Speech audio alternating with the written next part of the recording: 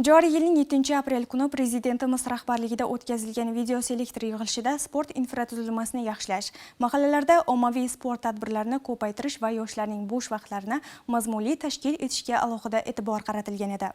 Mazkur vazifalar ijrosini ta'minlash maqsadida Termiz shahrida sog'lom tanda sifatli tibbiyot shiori ostida Kasaba uyushmasi kubogi sport musobaqasi tashkil etildi.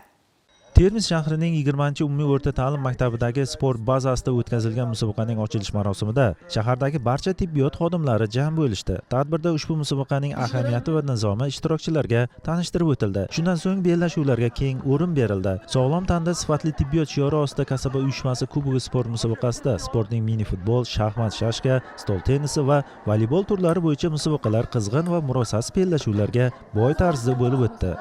Bunda har bitta tibbiyot birlashmasiga qarashli tibbiyot birlashmasi, oilaviy poliklinikalar, sil kasallik dispanseri, shahar yuqumli kasalliklar shifoxonasi xodimlari qatnashmoqda.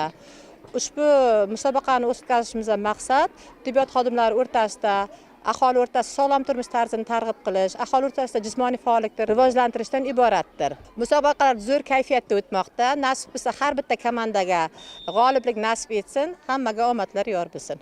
Mazkur musobaqalarda ishtirokchilardan iborat jamoalar o'zaro bellashib, maydonda chaqqonlik, jamoaviy ruh va sport mahoratini namoyon etdilar. Har bir o'yin nafaqat raqobat, balki jamoaviy hamjihatlik va ijobiy kayfiyat manbaiga aylandi. Ushbu sport musobaqalari tibbiyot xodimlari o'rtasida sog'lom turmush tarzini keng targ'ib etish, jismoniy faollikni oshirish hamda jamoada o'zaro hamjihatlik muhitini mustahkamlashga xizmat qiladi. Bellashuvlar yakunida yakka va jamoaviy bahslarda g'olib bo'lganlar musobaqaning viloyat bosqichiga ishtirok etish yo'llanmalarini qo'lga kiritdilar.